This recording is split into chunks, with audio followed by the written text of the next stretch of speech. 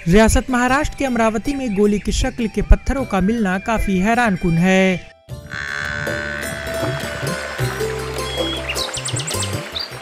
मेलघाट के नारनाला में वाक़ मलकापुर गोंड गांव के करीब एक नाले में गोले की शक्ल के पत्थर पाए जाते हैं।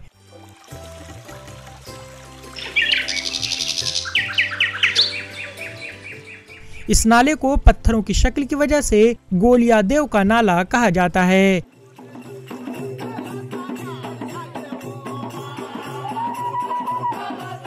मुकामी बाशिंदे गोलिया देवता को पूजते हैं। इस गांव में कुल 4 गोलिया देवता है और जंगल में पहाड़ पर गोलिया देवता का एक मंदिर भी है।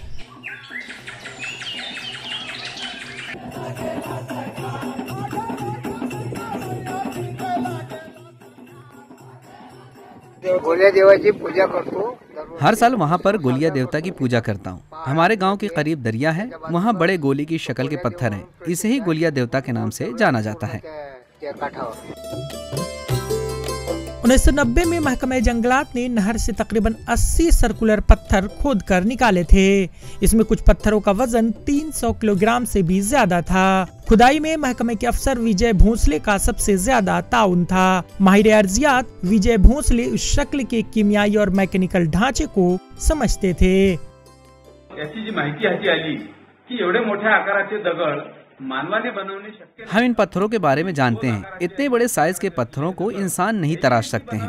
पूरी तरह से गोल ये पत्थर एलियंस ने बनाए होंगे। ऐसी रिपोर्ट और डिस्कवरी चैनल के जरिए हमें जानकारी मिली है। इस जगह के कुछ पत्थर बाहर निकाले गए हैं। कुछ मलकापुर गोंड में पत्थर हैं।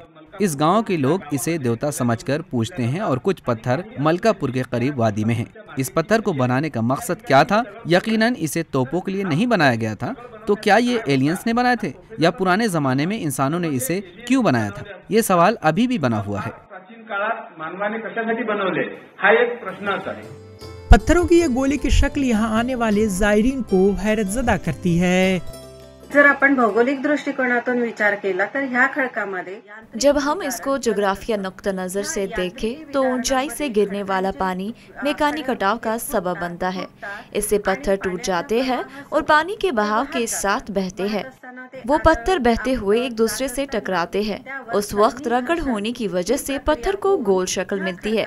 नेज ये पत्थर मादनियात से मालामाल है, लिहाजा यहाँ कीमियाई कटाव भी है। मुझे यकीन है कि इन 2 वजूहात के बाइस यहाँ पत्थरों की गोल शक्ल होती है। सोबतच केमिकल इरोजन जे होऊन राहिलंय, रासायनिक विदारण, ह्या 2 कारणामुळे ह्या ठिकाणच्या खडकांना गोलाकार आकार प्राप्त झाला असावा असे माझे भौगोलिक मत आहे।